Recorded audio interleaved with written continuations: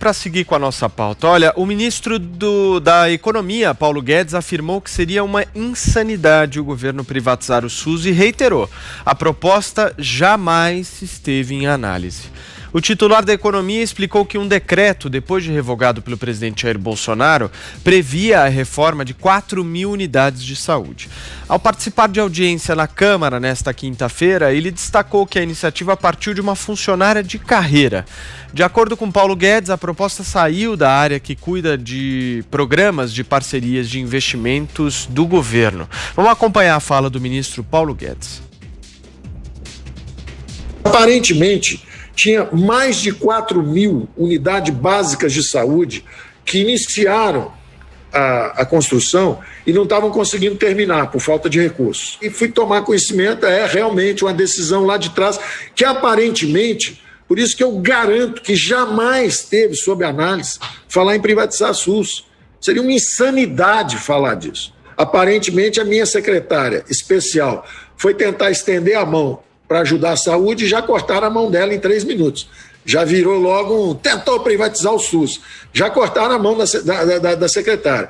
É por isso que eu não me aventuro muito em assuntos assim. De acordo com Guedes, o SUS mostrou a decisiva importância de ter um sistema descentralizado de acesso à saúde. Já na avaliação do vice-presidente da República, Hamilton Mourão, houve muito barulho por nada. Na noite de ontem, em conversa com apoiadores na entrada do Palácio da Alvorada, Jair Bolsonaro defendeu o decreto. O mandatário justificou que possui um bom atendimento médico e que a população também deveria ter. Josias, você começa essa. É preciso atualizar o apelido do Paulo Guedes. Posto Ipiranga deixou de ser uma boa metáfora para definir o ministro. Até porque, no que é essencial, tem lhe faltado combustível. Ficou mais parecido com um trator desgovernado. Atropela colegas da esplanada, produz aí estragos em série.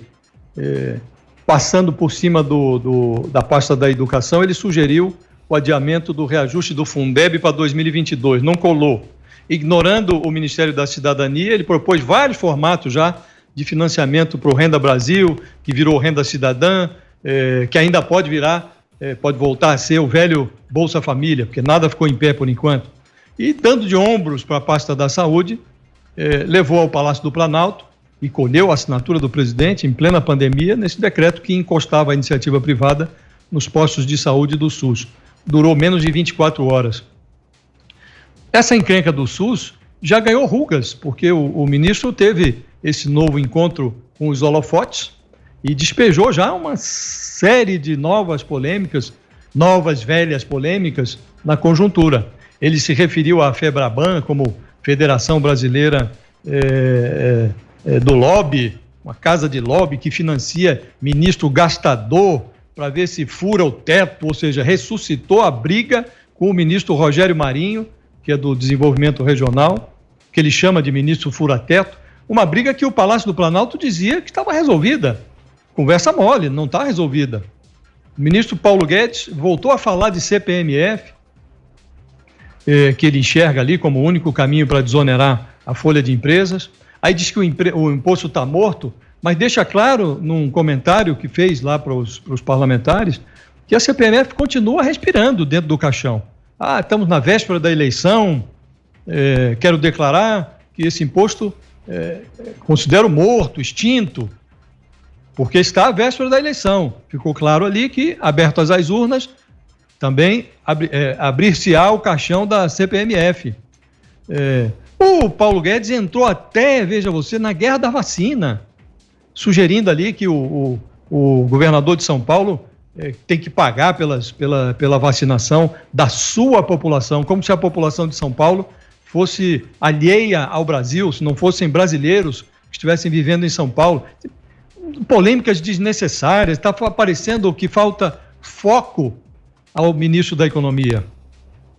O Paulo Guedes está falando demais e produzindo de menos. O presidente Bolsonaro está se irritando muito e governando pouco. O compromisso do presidente Bolsonaro com a agenda do seu ministro é hoje uma grande dúvida.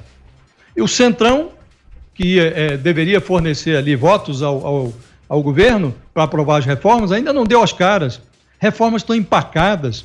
e o ministro Paulo Guedes se limita a terceirizar responsabilidades. Tá lá o Congresso, não deixa privatizar e tal. O presidente da Câmara, o Rodrigo Maia, que agora virou o nhonho do governo, ele está transferindo a carapuça para o Bolsonaro, que é quem caberia, segundo as palavras dele, definir as prioridades e organizar a tropa para votar no Congresso. O Rodrigo Maia está dizendo que é a base governista que está travando lá os trabalhos no Congresso. O que é o seguinte, não se deve perder de vista que se os indicadores fiscais não forem retirados da UTI, quem vai pagar essa conta é o brasileiro. É com isso que o ministro deveria se preocupar, não em ficar criando uma polêmica atrás da outra e se miscuindo em áreas de outros ministérios. O ministro tem uma tarefa que é hercúlea. Se ele se concentrar nessa tarefa, é muito difícil de realizá-la. Mas se ele se dispersa, aí mesmo é que fica impossível. Thaís Oyama. Estamos falando de novo do imposto. O que a gente está falando? Desculpa, Paulo, estou perdida aqui. Você quer que eu passe para o Constantino, Thaís? A gente está falando sobre a questão do Paulo Guedes negando a privatização. Ai, meu Deus. Sabe por que eu estou confusa? Não, eu quero falar disso. Vamos lá. Eu estou confusa porque eu acho que não sou só eu confusa, não. O ministro já foi, já voltou. A coisa começou com o Bolsonaro, o presidente Bolsonaro, falando que não ia ter aumento de impostos.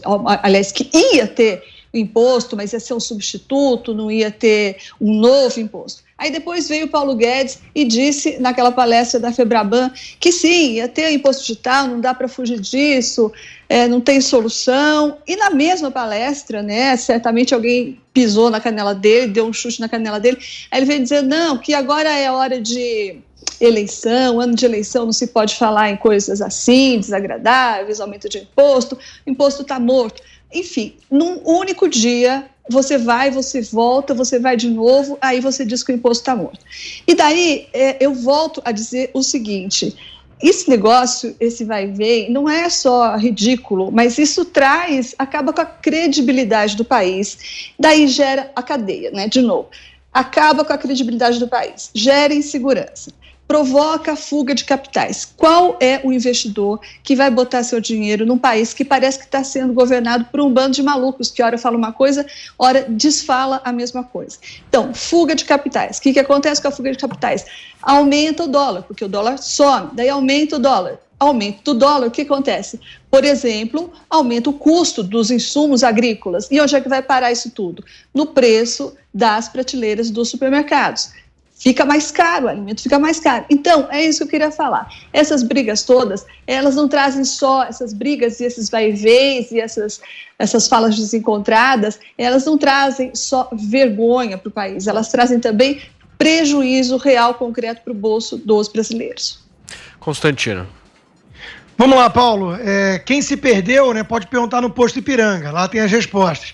Né? O problema é que tem alguém que, como o Josias disse há um tempo atrás, controla a pauta. E quem controla a pauta é o Nhonho e o Botafogo. Né? Então a gente tem que apontar os dedos para os responsáveis verdadeiros dos problemas. O governo e principalmente o ministro Paulo Guedes, eles sabem muito bem o que querem, sim. Tem aí toda uma agenda virtuosa, inclusive, que vem sendo feita naquilo que não depende do Congresso, como várias mudanças burocráticas e tudo mais. Né? Quem criou essa polêmica do SUS? Foi o Paulo Guedes? Ele deu o exemplo lá da secretária tentar ajudar no negócio que estava emperrado, né? Falaram em privatização do SUS. Quem falou isso? Foi o governo? Foi o Paulo Guedes? Não! E nós falamos isso no programa de ontem. Quem falou isso foi a extrema esquerda, que estava em busca de uma pauta, de um pretexto para acusar o Bolsonaro e o governo, porque é a única coisa que eles sabem fazer na vida, que nem alguns jornalistas que eu conheço.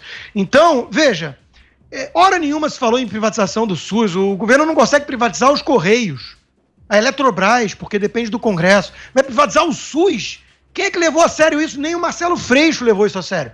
Mas a turma foi em cima, contou com a ajuda de artistas e intelectuais, do naipe de uma grande cientista política como a Anitta, né? Todo mundo com hashtag defendam o SUS está em perigo.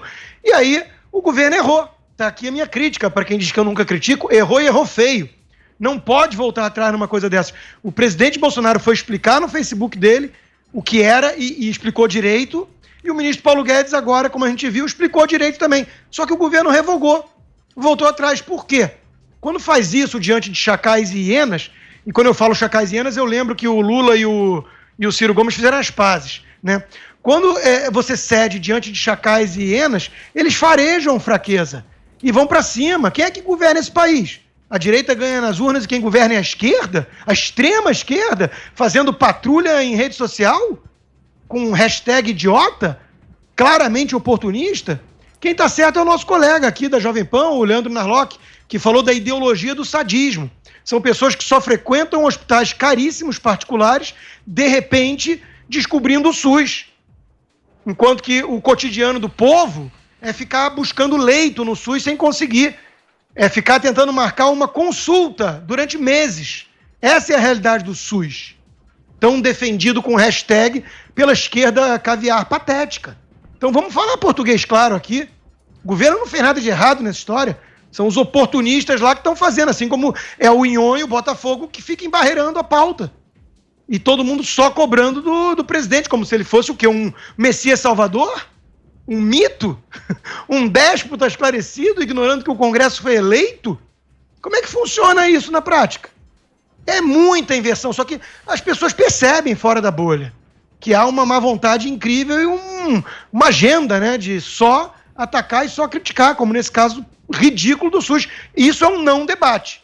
Repito, vacina obrigatória é o debate. Agora, isso do SUS privatizar ou não, isso é um não debate. Isso é uma agenda pérfida, absurda, criada pela turminha da extrema esquerda, que sentiu o cheiro de fraqueza, viu? O pessoal já tuitou: derrubamos a privatização do SUS, que nunca entrou em pauta. Agora vamos derrubar o governo. Abre o olho, presidente. Josias pediu a palavra, Thaís Oyama pediu a palavra. Vai lá, Josias. Eu queria fazer uma observação, porque a agenda virtuosa, e de fato a agenda do ministro Paulo Guedes tem virtudes, mas uma agenda virtuosa, quando não sai do lugar, ela perde a virtude. O eleitor não escolheu o presidente Bolsonaro para passar 4 anos falando mal de adversários ou de pseudo-aliados. Elegeu o presidente para entregar o que ele prometeu que ia entregar. Ele acabou de se acertar aí com o Centrão, supostamente, para azeitar as suas relações com o Congresso e aprovar as matérias. Entregou cargos, está prometendo entregar mais e ainda não obteve o apoio que precisa.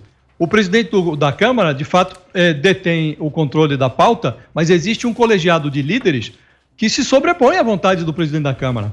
Se o governo se acerta, consegue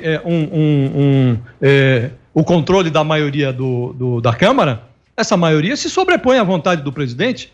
Ninguém fica sentado em cima ali, se tiver no colegiado de líderes uma maioria a favor de votar determinada coisa. Então, o governo precisa se encontrar consigo mesmo e entregar a mercadoria que prometeu.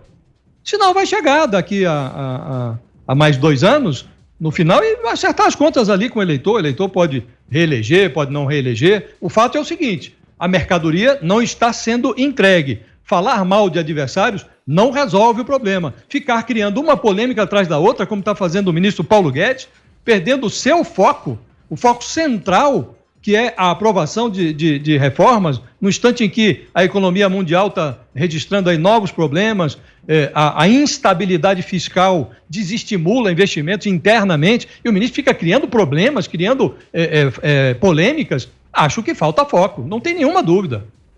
Thaís Oyama. Eu queria só concordar com o Constantino e dizer que o governo lançou um bom debate numa péssima hora, né? E um bom debate por quê? Porque não é uma ideia estapafúrdia e funciona, inclusive, aqui em São Paulo, tem um modelo muito parecido que funciona há quase 2 décadas, com resultados muito bons, que é uma parceria entre o Einstein e a prefeitura, para gerenciamento de unidades de saúde básica, justamente isso, postos de saúde, né? Só que, como a gente já disse ontem, a oposição se aproveitou muito bem disso, inclusive com certa má-fé, para gritar que isso significava que o governo estava querendo privatizar o SUS, que não é verdade. Ou pior ainda, que o governo queria acabar com o direito constitucional da saúde gratuita, o que é menos verdade ainda, né? Então, ficou muito claro para o governo que ele tinha enfiado os pés pelas mãos, e assessores lembraram do que aconteceu lá em 2014, que foi uma coisa muito parecida, quando da campanha em que o Aécio Neves e a Dilma Rousseff estavam disputando muito proximamente a presidência da República, os opositores do tucano Aécio Neves começaram a espalhar por aí que o tucano Aécio Neves, se ganhasse, ia acabar com o Bolsa Família. E aquilo foi um strike. Eles faziam no Nordeste, pelas campanhas nas redes sociais, pelos WhatsApps, e no Nordeste eles saíam com combis, gritando no megafone que o Bolsa Família ia acabar se o tucano vencesse. Então, isso mostrou, deixou bem claro para o governo o perigo que ele estava correndo. Então, respondendo à pergunta do Constantino, a pergunta retórica que ele fez, mas eu faço questão de responder, por que é que o governo resolveu suspender o decreto? Infelizmente, não foi por bom senso, né? Como a gente deveria esperar, aliás, como ninguém mais espera o bom senso desse governo. O governo suspendeu esse decreto por medo de ser trucidado pelo oportunismo da oposição. Foi isso. Constantino. Eu sei que foi isso, mas não se negocia com terroristas. A Thaís citou ali uma certa má-fé, né? Má-fé é o nome dessa extrema esquerda e dessa oposição patética e destrutiva, que está sempre tentando boicotar o país, as hienas e os chacais que estão unidos de novo agora, embaixo do Foro de São Paulo, fizeram as pazes, né? O Josias diz de novo, né, que o ministro Paulo Guedes criou a polêmica. Eu volto a insistir nisso. Não houve polêmica alguma criada pelo governo. Isso aí não tem nada demais, é banal. Houve uma baita distorção oportunista por parte desses chacais e hienas. Não houve polêmica criada pelo governo. É muito curioso, aliás, eu tenho percebido, né, uma mudança de tom. Antes, o Paulo Guedes era o pilar do governo e havia muita pressão para sua queda, para sua saída, para aqueles que torcem contra o governo Bolsonaro. Agora já estão dizendo que o Paulo Guedes é horrível, ele é o problema quase, daqui a pouco só cria confusão, não faz nada. E de novo, né, eu sei que agora sim vai ser uma pergunta retórica, viu? Eu sei que não adianta, mas eu preciso perguntar também, apesar de não ouvir respostas. A única resposta vai ser que quem se candidatou foi o Bolsonaro, né? A pauta não sai do lugar, tem que sair do lugar, tem que articular com esse centrão, né? Como sem mensalão, sem petrolão, como fazer essa governabilidade com esse Congresso que foi eleito, todo fragmentado e na mão dessas lideranças. E com o Rodrigo Maia sentando em cima das pautas. Como? Aguardo respostas. Até hoje não tive, tenho só ataques de quem quer criticar. Ok, são 5 horas da tarde e 47 minutos. Josias pede a palavra, Thaís pede a palavra. Eu só lembro que a gente ainda precisa ir para o nosso segundo intervalo comercial, então vou pedir brevidade nos comentários. Josias. Não, muito rapidamente, eu listei aqui no comentário que fiz as polêmicas que o Paulo Guedes criou só hoje. Lembrei as do passado, Fundeb, da Cidadã, agora Ministério da Saúde, são coisas que ele não devia nem tratar, não tem nada a ver com ele. Ele é ministro da Economia. Fundeb, Renda Cidadã, SUS, e hoje ele ressuscitou a briga com o Rogério Marinho, escangalhou com a CPMF, vai e volta, existe, não existe, comprou briga com a Febraban, sabe, desnecessariamente, entrou na guerra da vacina. É esse o ministro que tem foco, que deseja... Agora, aí o Constantino quer que eu dê uma receita para o Bolsonaro. Olha, vou listar aqui as pessoas sérias do Congresso, indicar, botar um selo e mandar lá para o presidente da República. O sujeito foi eleito prometendo entregar uma mercadoria e não está entregando, tem um problema aí. Para fechar, Thaís. É um pouco cansativo, mas é que como o Constantino se repete, a gente é obrigado a se repetir também, porque, enfim, é um programa de debates, né? Ele agora encasquetou com esse novo mantra aí. Eu espero uma alternativa, eu aguardo uma alternativa. Ninguém tem que dar alternativa nenhuma, Constantino. Quem se elegeu prometendo que ia acabar com a velha política foi o presidente Bolsonaro. Então, nem a imprensa, nem a gente, nem a oposição tem obrigação nenhuma de ensinar para ele como é que faz.